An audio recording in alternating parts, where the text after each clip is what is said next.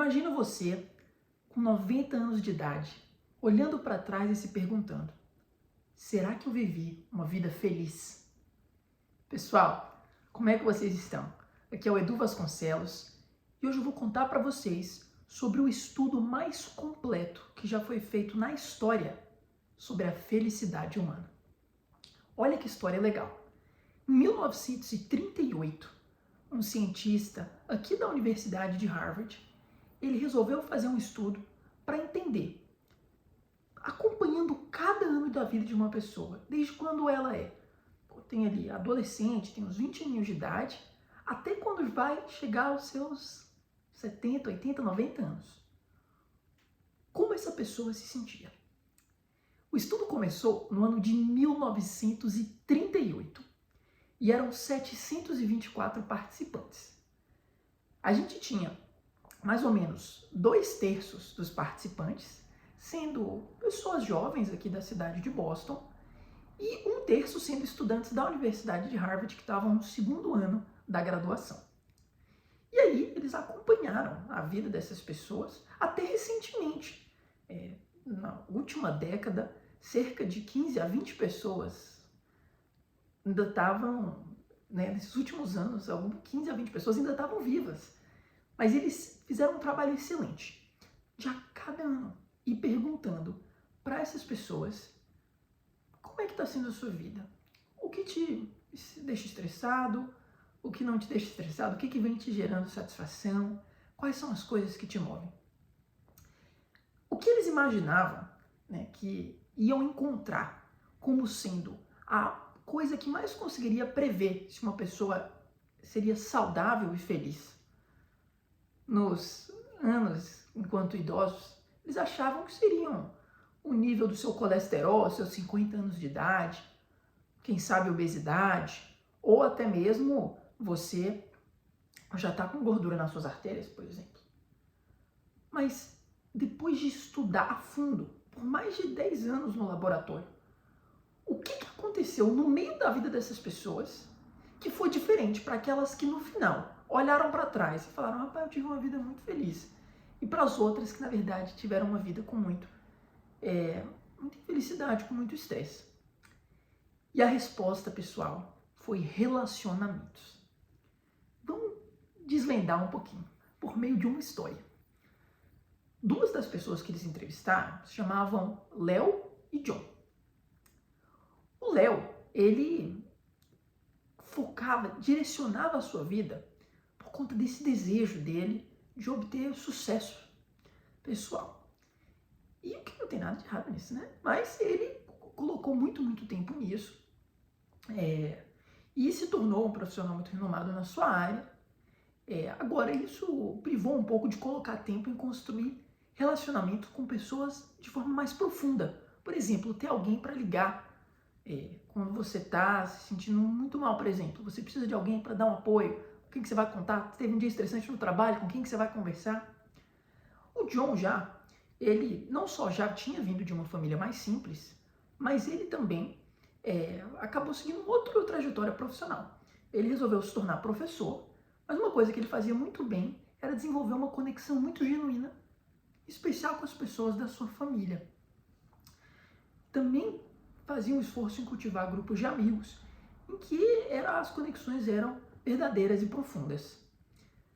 Pessoal, essa história acaba com o John sendo uma pessoa muito mais feliz, o John, professor, do que o Léo, e tendo uma vida muito mais leve, sem estresse. E eles começaram a perceber que isso era um padrão. Então, eles não só acompanharam aquelas 720 pessoas que começaram no estudo, mas eles passaram a estudar mais de 1.300 pessoas que eram os filhos e netos das pessoas que começaram no estudo. E o que eles perceberam, pessoal, é que a qualidade dos nossos relacionamentos e o quanto a gente consegue, se dedicar às nossas conexões interpessoais, isso não só afeta a nossa felicidade, mas também a nossa saúde. E eles dizem que para aqueles que são idosos, os relacionamentos interpessoais ao longo da vida, eles acabam tendo um papel mais importante do que a própria, por exemplo, obesidade.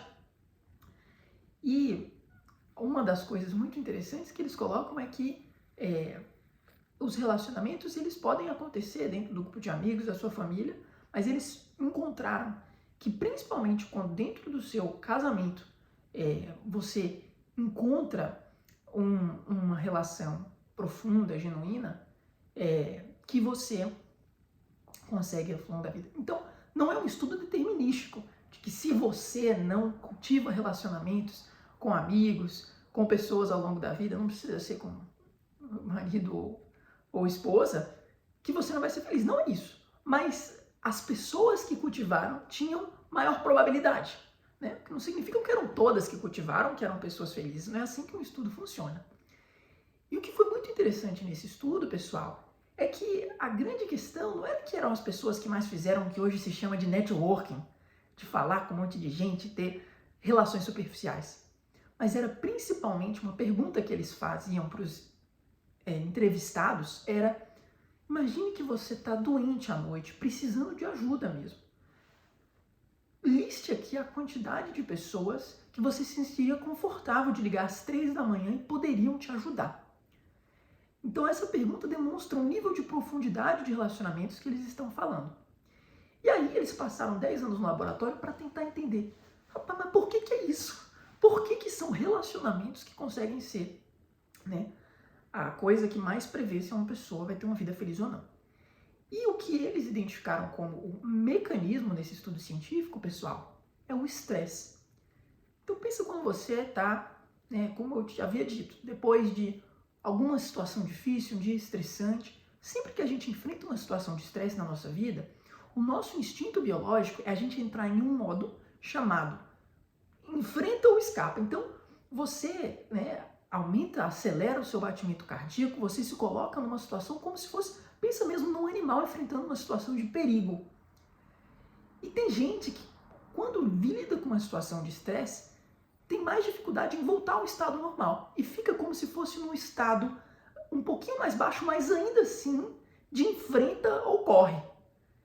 E eles enxergam que nos relacionamentos, quando você vai tomar um café com alguém, dá uma relaxada, bate um papo, você consegue voltar a esse nível de estar mais tranquilo.